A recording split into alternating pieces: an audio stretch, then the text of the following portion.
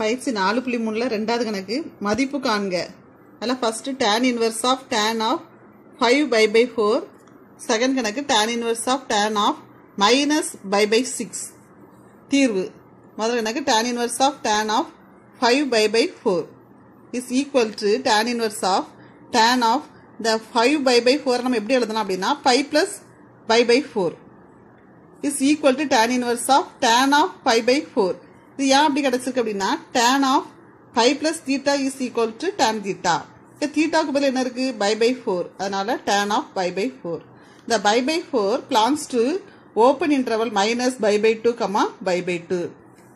Therefore, tan inverse of tan of 5/4 is equal to /4. Second கணக்கு tan inverse of tan of minus /6 is equal to minus /6. ஏன்னா tan inverse of tan of x is equal to x ன்னு பார்த்துருக்கோம்.